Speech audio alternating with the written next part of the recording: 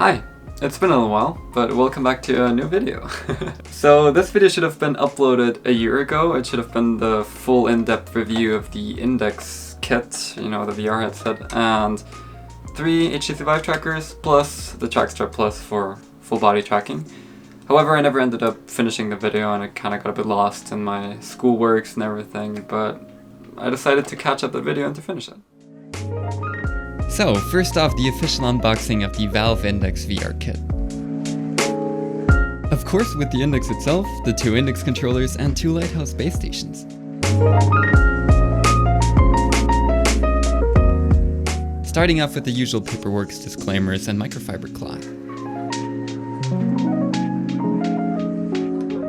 In the bottom part there is a foam cushion located, that can be placed in the back of the headset for smaller heads. Some mounting brackets, the power bricks, and the cables.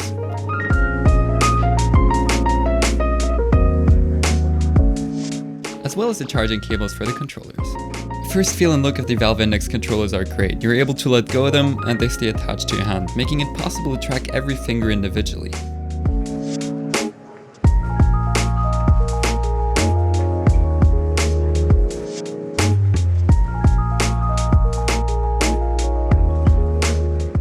Getting to the next small package that is not included, but I still wanted to review as a whole, the Trackstrap Plus by Vive Reality, which allow you to use the trackers longer than usual.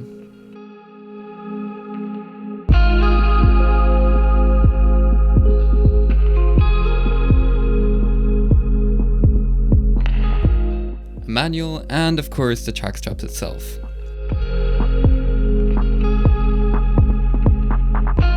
One for each feet and one for the hip.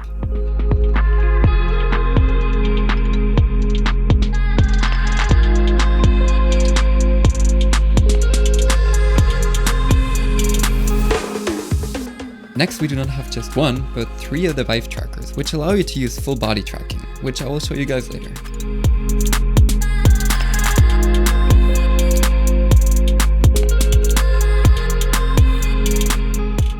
In the package we have the trackers itself, each with a dongle and an extension cable so they don't interfere with each other.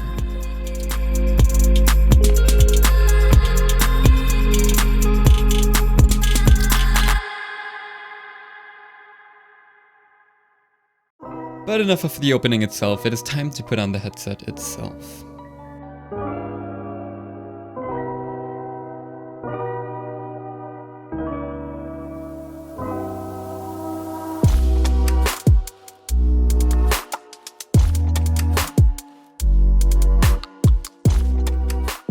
Putting on the track strap with trackers on the hip and 2 feet.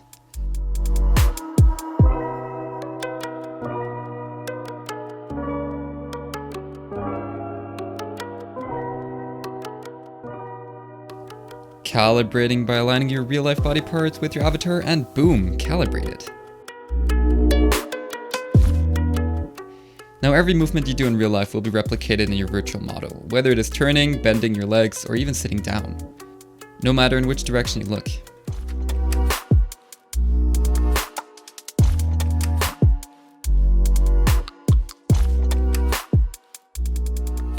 All this will help you express yourself and communicate better with other people over a social VR platform like VRChat.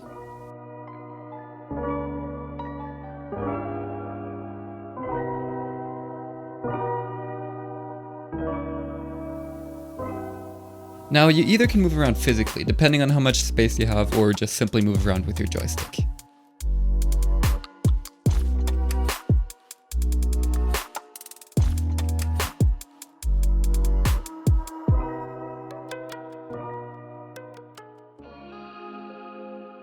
So a lot of stuff happened that I could not have told you about back then, and I learned a lot about the headset and how you should use it and how you shouldn't use it.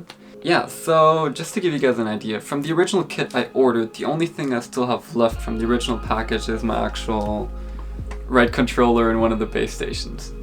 3 months after having that headset, the thumb detection on my left controller actually did not work anymore, which was reason for me enough to, contact Steam and ask them if they could actually replace my left controller. And at the same time I wanted to do that, one of my base station actually died. The red light of death, as they call it. There's nothing you can do yourself about it. They just simply have to replace their base station. And eventually they did replace my live controller and my base station at the same time, which, you know, good customer support, that's great. Don't get me wrong, the headset is one of the best ones out there, honestly.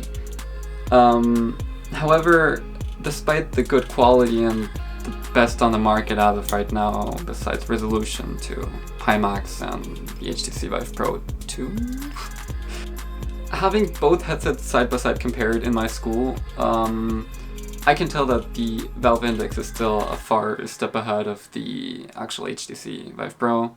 So overall, the Index is a really awesome top tier headset. There's nothing you can complain about that.